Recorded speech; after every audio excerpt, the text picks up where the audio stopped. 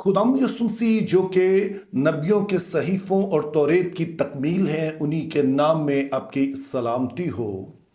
मूसवी शरीयत में एक बड़ा ही दिलचस्प हुक्म पाया जाता है कि तू हलवान को उसकी माँ के दूध में ना पकाना। और मज़ीद दिलचस्प बात यह है कि यह सिर्फ एक ही जगह पर हुक्म नहीं पाया जाता है, बल्कि 3 जगह पर इसका जिक्र किया गया है। यानी कि खरूज 23 बाब उसकी 19 आयत, खरूज 34 बाब उसकी 26 आयत, और इसी तरह से इस्तिस्ना 14 बाब और उसकी 21 आयत। तो आज की वीडियो में हम इसी आयत पर गौर करेंगे। तो सबसे पहले तो सवाल ये पैदा होता है कि हलवान को माँ के दूध में ना पकाना, इससे मुराद क्या है? तो हलवान से मुराद होता है बकरी का वो बच्चा जो अभी दूध पीता हो। तो हुक्म ये है कि वो बच्चा जो अपनी माँ का भी दूध पी रहा है, उसके दूध में तुमने इसे नहीं पकाना है। तो सादा लफ्ज़ों में इसका ये मतलब बनता है। दूसरी इंपॉर्टेंट चीज़ है कि जब ये 3 दफ़ा कोई बात दोहराई गई है, तो इससे हम अंदाज़ा लगा सकते हैं कि ये बनी इसराइल के लिए एक अहम हुक्म था। और तीसरी बात हम देखते हैं कि बनी इसराइल ने इसे संजीदा लिया भी। और आज भी जब बनी इसराइल जो पाक खाना कहते हैं, उसमें ये बात आज भी शामिल है कि वो कहते हैं कि कोई भी ऐसी चीज़ उन्होंने नहीं खानी है जिसमें दूध और जो गोश्त है उनका आपस में कोई मिलाप हो, या फिर कोई ऐसी प्रोडक्ट, डेयरी प्रोडक्ट जिसमें गोश्त का इस्तेमाल किया गया हो। तो वो ऐसी चीज़ों से दूर रहते हैं, जिससे हम समझ सकते हैं कि उन्होंने इस हुक्म को बड़ा ही संजीदा लिया है। और फिर एक और चीज़ जो हमारे लिए इम्पॉर्टेंट है वो ये है कि इस वाली आयत के लिए इसकी जो तफसीर है उसके बारे में मुख्तलिफ नज़रियात पाए जाते हैं, अगरचे कि कई एक नज़रियात हैं। लेकिन आज की वीडियो में, आज के इस हमारी जो डिस्कशन है, इसमें हम सिर्फ 3 की बात करेंगे। और उन पर बात करने से पहले मैं चाहता हूं कि हम इस बात को समझ लें कि जो बनी इसराइल को शरीयत दी गई उसकी अहमियत क्या थी। चूँकि मसीही होने के नाते बाज़ औक़ात हम जो शरीयत को ना तो उस तरह से समझते हैं और ना ही इसको उस तरह से वैल्यू करते हैं जिस तरह से इसको कदर होनी चाहिए। उसका सबब ये है कि हम सिर्फ आज के ताल्लुक से देखते हैं कि जब बहुत सारी बातें मसीह में तकमील पा गई हैं, तो इस वजह से हम शायद इसको उतना अप्रिशिएट नहीं करते हैं। लेकिन बनी इसराइल के लिए ये एक इंतहाई अहम थी। जैसे कि मुक़द्दस पौलुस खुद भी कहते हैं कि शरीयत पाक है और हुक्म भी पाक है, रास्त है और अच्छा है। तो उससे मुराद उनकी यही है कि ये बहुत ही बेनिफिशियल थी जब खुदा ताला ने बनी इसराइल को दी। और उसकी वजह यह है कि उससे पहले हम देखते हैं कि इससे पहले कि खुदा ताला उन्हें ये शरीयत देते, वो मुल्क मिस्र में आबाद थे, जिसका मतलब ये है कि चूँकि सदियों से वहाँ पर वो रह रहे हैं, तो वहीं के रस्म व रवाज को वो जानते हैं। उनके अपने पास तो कोई ऐसा रस्म व रवाज थे नहीं, तो जिस सोसाइटी में वो रह रहे थे उसी की वो तौर तरीकों को अपनाते हैं। और अब जब खुदा ताला उन्हें मिस्र से निकालते हैं और वो चाहते हैं कि उसके लोग बन के रहें, तो उसके लोग बनने का मतलब था कि वो उस तरह के तौर तरीके अपनाएं जो कि खुदा के किरदार के साथ मुताबिकत रखते हैं। और उसके लिए सिर्फ इतना बताना काफ़ी नहीं था कि आपने ये करना है और वो नहीं करना है, बल्कि एक पूरा उनका माइंडसेट तब्दील करना था। उनके एक जहन की तब्दीली थी, आप कहिए कि उनको एक नया वर्ल्ड व्यू देना था।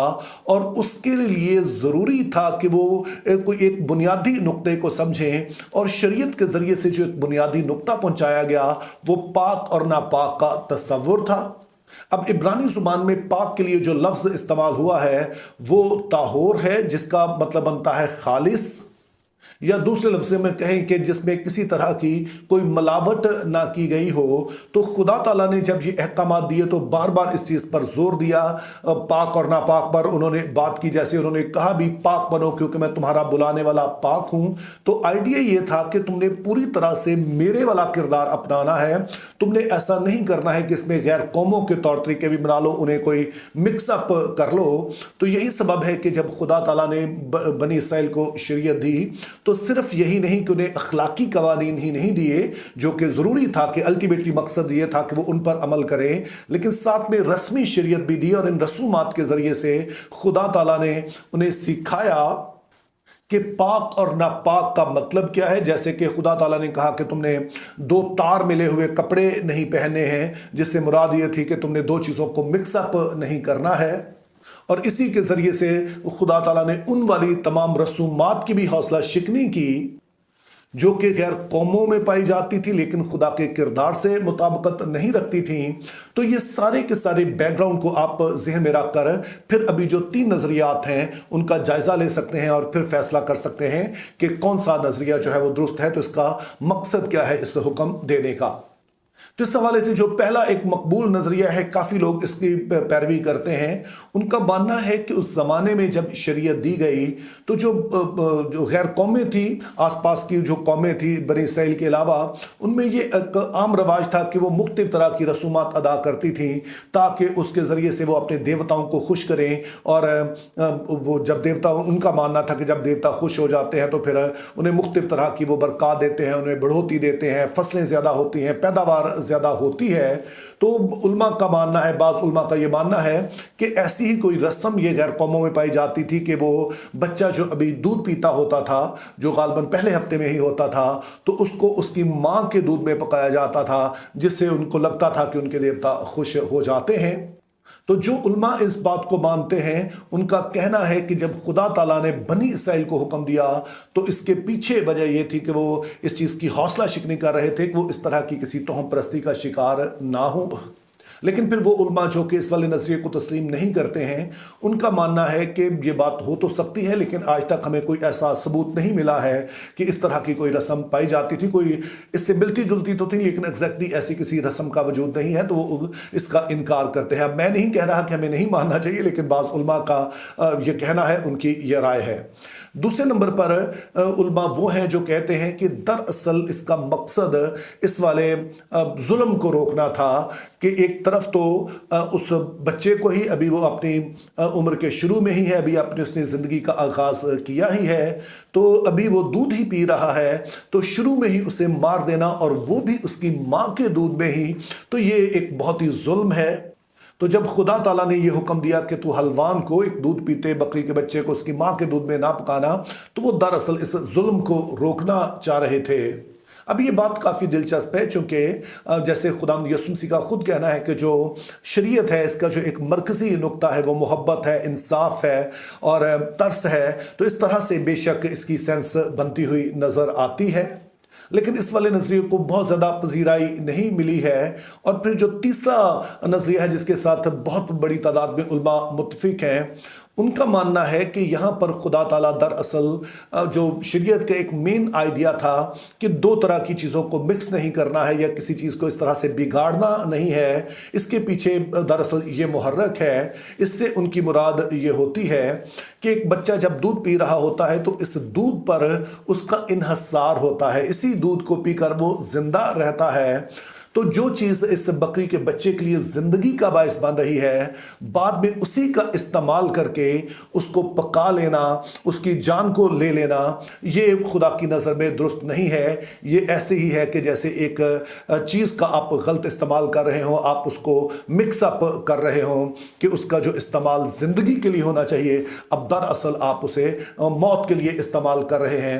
تو اس لیے جو خدا جو پیغام پہنچانا چاہ رہا ہے، جیسے باقی چیزوں میں وہ کہتا ہے کہ آپ نے اس طرح سے چیزوں کا مکس اپ نہیں کرنا ہے، ان کا غلط استعمال نہیں کرنا ہے. یعنی کہ دودھ کو زندگی بخشی رہنا چاہیے، اسے موت کا باعث نہیں بننا چاہیے. تو اب جیسے میں نے کہا کہ بہت سارے علماء اس والے نظریے کے حامی ہیں اور میرا خیال ہے کہ اس کو قبول کرنے میں کوئی حرج نہیں ہے.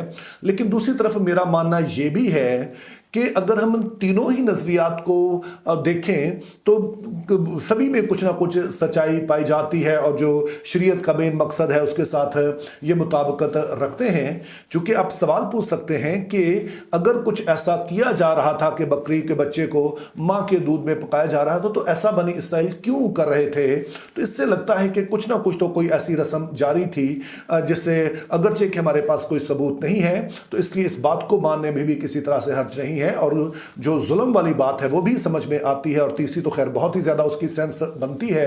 تو میرا خیال ہے کہ اس کے پیچھے یہ تینوں ہی محرکات ہو سکتے ہیں کہ ایک طرف تو خدا تعالیٰ اس مکروہ رسم سے چاہتے تھے کہ بنی اسرائیل آزاد ہوں اور وہ اس ظلم سے بچے رہیں، اور اس کے پیچھے بالکل یہ مقصد تھا کہ وہ چیز جو زندگی بخش ہے اس کا استعمال موت کے لیے نہیں ہونا چاہیے.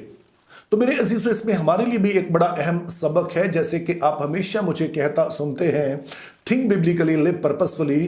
तो मेरा पॉइंट यही है कि जब हम खुदा के लोग हैं तो फिर हमारी जिंदगी के जो भी फैसले हैं वो भी खुदा के कलाम की रोशनी में होने चाहिए। और वो रसूमात भी जो हम करते हैं उनके लिए भी ख्याल रखें कि कुछ ऐसी रसूमात तो हम नहीं कर रहे हैं जो कि खुदा का जो हमारे पास मुकाशफा है उससे मुतसादम हो, या फिर कुछ ऐसा हो जो कि खुदा की नज़र में भला नहीं है। तो बेशक जो रसूमात भी हैं वो भी एक अलामत होती हैं कि हमारा ईमान क्या है। तो इसलिए लाजम है कि हम जो रसूमात भी अपनाते हैं, एक तरफ तो लाजमी हम ख्याल रखें कि वो खुदा के कलाम से मुतसादिम ना हो, और भी ज़्यादा अच्छा होगा कि वो रसूमात जो खुदा का हमारे लिए पैगाम है, खुदा की जो मर्ज़ी है, खुदा का जो वर्ल्ड व्यू है, उसके साथ मुताबिकत रखती हो। जब हम ऐसा करेंगे तो हमारी ज़िंदगी बाबरकत बनती चली जाएगी। तो मेरी दुआ है खुदा हमें ऐसा करने का फजल अता करे। Think biblically, live purposefully. Have a very good day.